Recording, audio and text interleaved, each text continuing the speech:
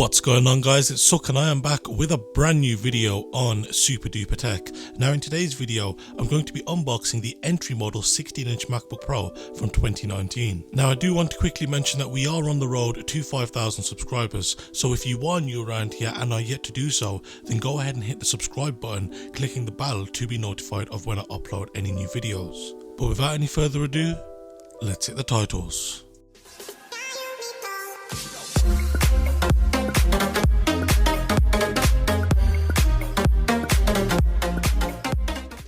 So the model that I have here is the 6-core i7, which has a base clock speed of 2.6 GHz and can turbo all up to a speed of 4.5 GHz. It also comes with the AMD Radeon Pro 5300M, which has 4GB of GDDR6 memory. Also, as standard, it comes with 16GB of 2666MHz DDR4 memory, along with 512GB of SSD-based storage. If you are based anywhere in the United States or the United Kingdom, you'll find the pricing structures to be very identical, coming in at either $2,399 or £2,399. And if you are based anywhere else in Europe, you'll find it setting you back around €2,699. But enough about that, let's crack the box open and see what actually comes included with this MacBook Pro.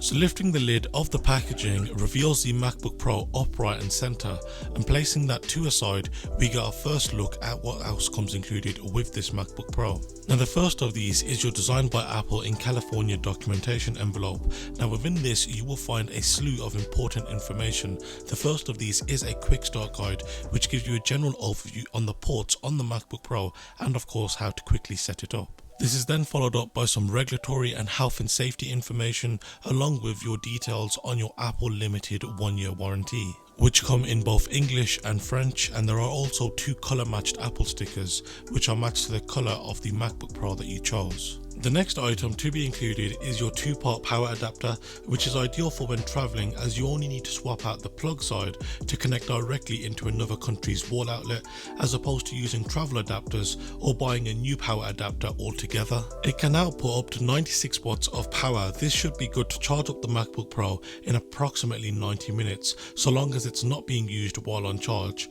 Now Apple do claim an 11-hour battery life, though I will test this claim when I review it, so be sure to subscribe and click the bell icon to be notified of when I upload and release that video. And the final item to be included with this MacBook Pro is a USB-C cable, which has an approximate length of around 2 meters and can be used for both charging the machine along with transferring data to and from said machine.